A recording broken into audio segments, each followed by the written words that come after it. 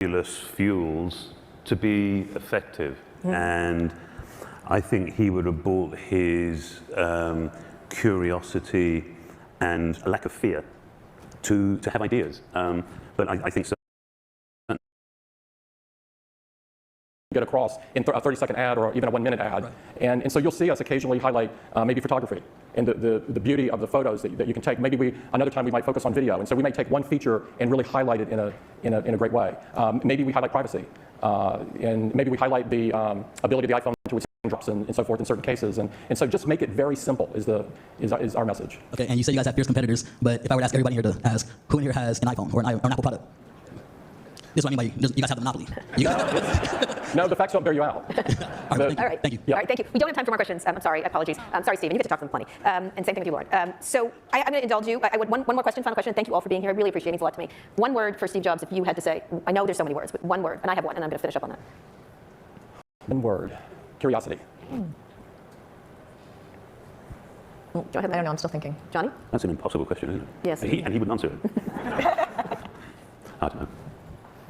Radiant. That's a great one. I would say pure. Nice. You could do something. Yeah, I'm going to say surprising. I'm going to tell one Steve Jobs story, which took place at Code. We were in the back, and Walt was. He had just come off and he had met, I think, Louis for the first time when he was maybe Louis or Alice, and he started asking me intense questions about how we had them, like a lot, and he never did that. Like he was always interested in Walt. I was like the girl standing next to Walt most of the time for him because he and Walt had a very interesting relationship. But he was really interested. He asked tons and tons of questions, and it was because he himself had been adopted, and he asked about it. And he told me his whole story sitting there. It was amazing. It's been reported. It wasn't quite the same. It's been considered Alex, it's been Alex. I consider him my kid. I didn't have him, but he's my kid. I adopted him, and he said, "Oh, it's not who you're born to." Kind of not like that, and it was really quite a moment. And then, of all things, he hugged me, which I don't like. 3 months, and this is why we do the things we do. Remembering, I think I'm not going to be able to read this. Or failure, these things just fall away in the face of death, leaving only what is truly important. Remembering that you're going to die is the best way to avoid the trap of thinking you have something to lose. You're already naked. There's no reason not to follow your heart. Thank you all, everybody.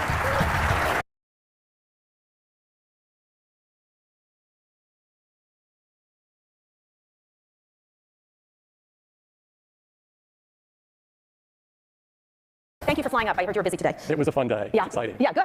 You'll explain Dynamic Island to me later. I don't understand. It's a great name. It feels like it should be a reality show. Nonetheless, I want to focus on Steve right now. Obviously, these people need no introductions. This is Lorene and Johnny, all well known for being such an important part of this journey. So let's start by looking at some clips of Steve Jobs here at Code and All Things Steve. Go ahead.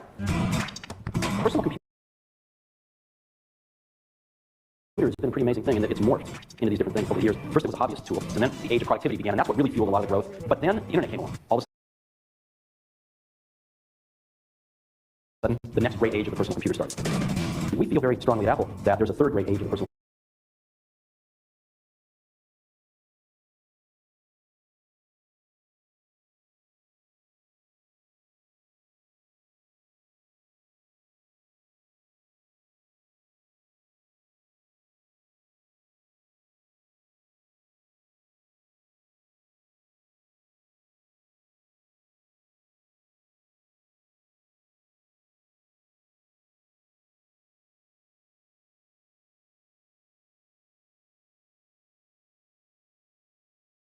Certainly before I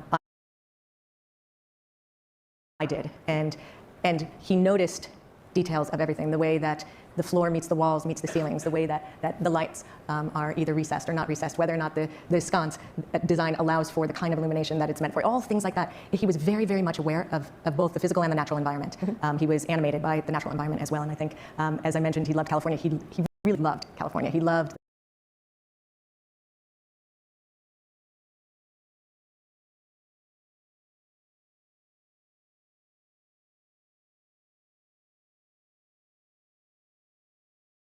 the natural beauty and the light of it, and the sense of openness and possibility. And I think that allowed him to have a much broader sense of what his life could be as well. I think that, you know, people made fun of us for years because in our house we couldn't agree on a sofa or chairs. So for many, many years we had neither. But mainly because we really, you know, there were so many details that we had to agree on, and we finally did. Yeah. But I think it took about 8 years. Oh, wow. It wasn't just a thing. I don't like couches. There's a lot of pictures of them without couches. Yeah, but that's why. That was a real thing. So one of the things was the idea of how to wield power, Tim. And under your leadership, since you took over, Apple has become enormous. It was a much smaller company when Steve was running it. how do you look at that idea? Because one of the things that Apple's undergoing now is all of tech is going to scrutiny around power, about the power that these companies have over people. I'd love you to sort of reflect on the idea of what the concepts were at the beginning, because one of the things Steve did was push against power, that famous ad, obviously, and he talked about it a lot, the idea of he didn't seem to like power, but now this is probably the most powerful company in tech, or one of them. We don't think in those terms. Okay. That's not how we think. We think about our values. And we think about using any platform that we might have to expand those values. And so we just talked about privacy, but environment is another one. We touch a lot of companies around the world because we manufacture things. And we know that we have a responsibility to convince those companies to use renewable energy and to recycle and to do things that are sustainable. So that's the lens that we look at it through, not the lens of power and building it. I mean, in a lot of ways, the company is still run the way Steve set it up. How would you describe that? It's still a functional-based company. We don't have these many P&Ls in that where people fight about what costs are allocated to which P&L and those sorts of things. We have one for the company. And we have someone that owns software and someone that owns hardware and someone that owns technology and someone that owns design. And it's a great partnership and collaboration. And it was something that he demanded of people, was this idea of collaboration and the idea that small teams could do incredible things together. And he ran a meeting every Monday. Johnny will remember this well, at 9 o'clock. Oh. And no matter where you were in that meeting at 9 o'clock on Monday. And he would get the top people of the company together, and we'd go through everything in the company that was key. We still run that same meeting on that same day at that same time. And so a lot of the things that he brought that aren't talked about very much, they live on in terms of the principles and so forth that he utilized. We don't sit around and say, what would Steve do? He told us not to do that. Right. But the reality is that he was the best teacher I've ever had, by far. And those teachings live on, and not just in me, because it's in a whole bunch of people that are there. Give me a few of those teachings from your perspective. Well, he was always on that Apple should make the best products, not the most. Well, yes. And so that looking at things from that lens changes everything, right? And in reality, and sometimes those two align, and the best is the most, but many times it doesn't, and many times it won't, because products become commoditized over time in certain fields, like the personal computer business that really happened to. And we've never set a goal to make the most personal computers. We make the Mac, and we love what the Mac does, and it's the best. So we can be proud that it's the best. He had a view that he really drilled in me that Apple should own its primary technologies. And that thinking led us to go into the processor business for the Mac. First on the iPhone. Right, and so then it's not by Intel chips. Right, it did mean that, because it's a very core technology. He believed that you should own the customer experience in total, and that the way that a customer felt drove him significantly. He wanted to delight people. You heard on the video, and this happened thousands of times, where he would get notes from somebody that he doesn't know, and they would talk about getting our product and finding out that it did X and Y that they didn't even know that it did, and maybe it was years after they initially bought the product. And so these are still deeply embedded into the company.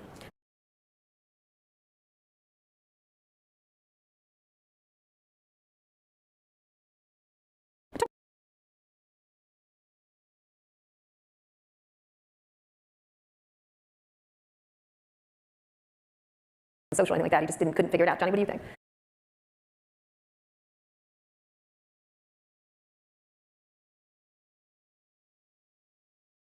Not on that particular ping, because it did stuff. But go ahead. Certainly disappointed. I don't know. I could imagine him being sort of mad/furious, but also combined with that sort of compassion and love for the ideals that Lorene described. I think both of those are fabulous.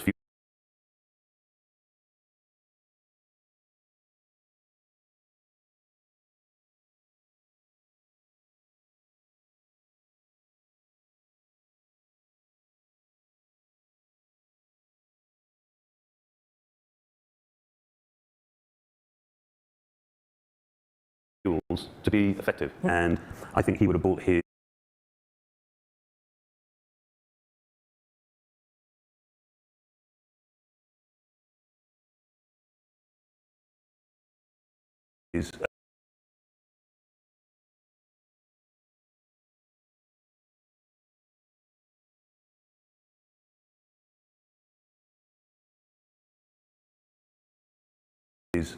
curiosity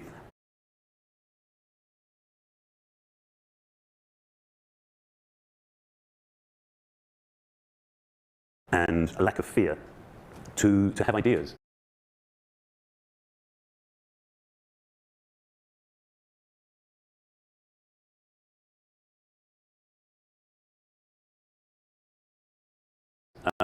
But I think certainly would have felt that there's an imperative here. But when he used to talk about it's important you find what it is you love. I used to think that was because it's nice to feel warm in your tummy. He actually described that as being because if you're going to do something that's really hard, you need that sort of fuel. And fury and love, I think, are wonderful fuels. And I would expect they would be a mixture of both. So talk a little bit about one of the things that he did that gets attention now and again, his quotes, and it was a code conference or an All Things C conference about privacy. That was something he talked about very clearly.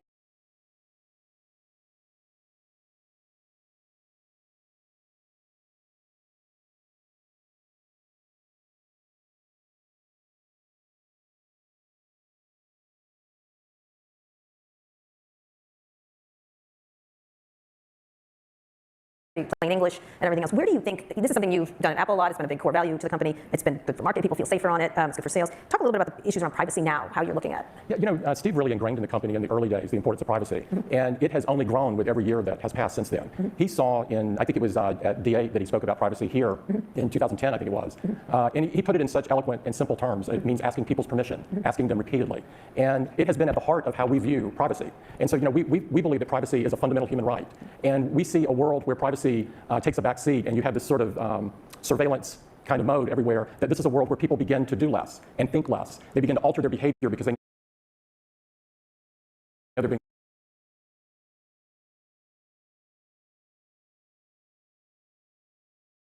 watched.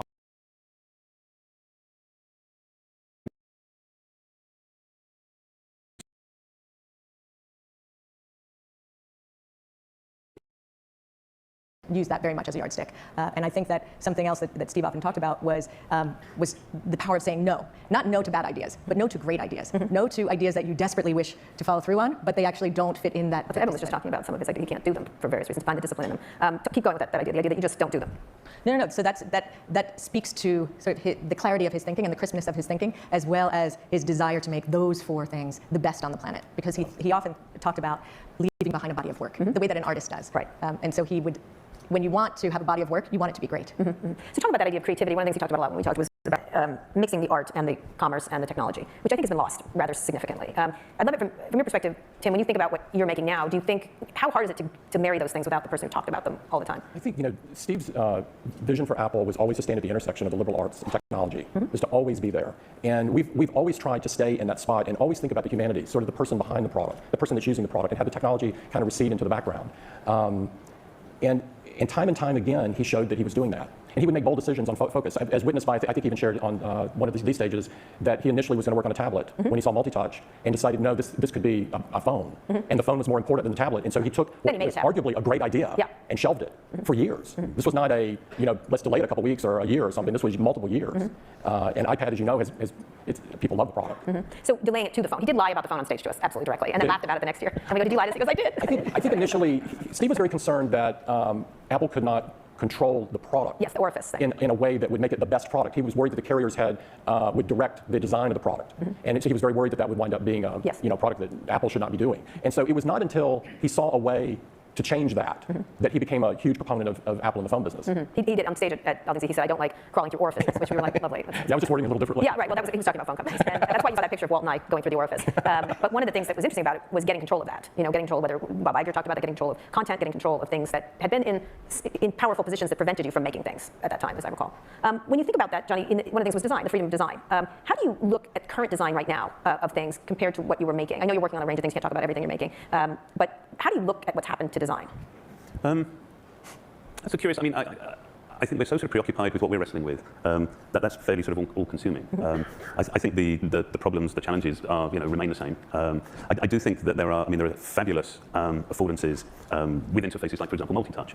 But we do remain physical beings, and I do think that there are opportunities, and sometimes I think potentially the pendulum may swing a little to have interfaces and products that are more tactile and more engaging physically. Obviously, the wins are substantial to have the ability to have an interface that is app-specific. But I think there are examples where the interface is being driven by inappropriately by something like multi-touch. Like cars, for example. Yeah. What would a car you design look like? I told you. I could ask the same. What would a car you would design? Yeah, that's a good question for me. I'm not a car person, really. So I love beautiful old ones that are no longer safe to drive. So I find most of the cars soulless. I find them soulless. Yeah, That's why I buy one yet. I would say, I know you guys don't love the design of Tesla, but I appreciate the safety. It's really quite nice. But I think I would like to come back to the previous question, if I may, Kara, because I think that something that Steve always took great pride in was being surrounded by artists and poets and musicians, and that has to do with design. So you design who you're with, and you find diversity of thought, and it brings out something different in you. And it's what Tim was talking about. It's really residing in that intersection of liberal arts or humanities and technology. And I think that Silicon Valley has always been a place where people came with big ideas and wanted to come and do great things. And I hope that they're still remembering that we actually need some poetry and romance in what comes out of there. And no, I think that it's much less than it used to be. I think his understanding and reverence for the creative process was extraordinary. I think Tim and I learned so much just going through the process with Steve. But I think that the way the process tended to work was there was thinking, which is why being intentional about your thinking, being very self-aware. But from your thinking, ideas emerge.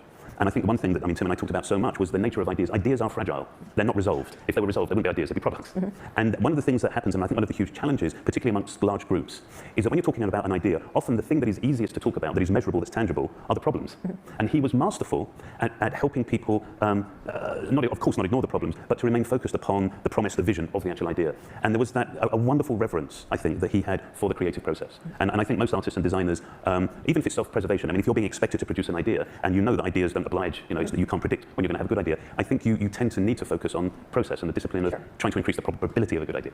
As I was thinking about this, one of the things that I have felt over the many years is that, Steve was not an easy subject. He had a lot of edges to him. But it was more around passion, and it was more around being difficult for a good reason. Sometimes, he looks so calm in comparison to today's moguls. He parked his car somewhere weird, and that was the biggest controversy of the moment. He didn't tweet penis jokes at the president or something like that. So what? He drove his car, and I don't care at this point. It seems very benign, all some of the stuff he was doing. But one of the things I was thinking is this idea of you're talking about why you're making something to be beautiful for ideas. It's been replaced by a rapaciousness. It just has. There's no beauty in it. It's soulless, and it doesn't feel soaring. How do you think about that, Tim? In terms of keeping that there, because there is the pressure for earnings, the pressure for things. And you and I talked about that in one of our interviews when we don't have to talk about specific people. We were talking about Mark Zuckerberg at that time, and I said, "What would you have done?" And you said, "I wouldn't be in this place in the first place." Broader than that, how did we get in this place in the first place? Because I do think the death of Steve Jobs sort of changed something in the atmosphere. And people that rose up, for all his flaws, were not up to his speed. Maybe you don't agree with me on that. I think Silicon Valley's not monolithic. No. And so it's not monolithic, and so I think it's hard to paint everything with one roller. Although people revered him more than anybody as a. Oh, I revere him, as you know. Yeah. And so I think he's a measuring stick that when you compare most people to are always going to fall short of. And that's great. He was a one in a century plus kind of person, I think, and in most every way. And he was also demanding, and he was passionate about his point, and he believed that you get a better answer by debating. And so a lot of what people might not understand about him was he would debate just to get the subject going, sometimes taking a position that he didn't even believe, and just to get the discussion going, because he was so convinced if you examine this thing from outside in a deep kind of way, in a very thoughtful kind of way, you would arrive at a better decision. And I think that's something that not just founders, but everyone can learn from. And I think having the learnings from him moving forward is something that is very important, because I do think that he was a one in a gazillion kind of thing. And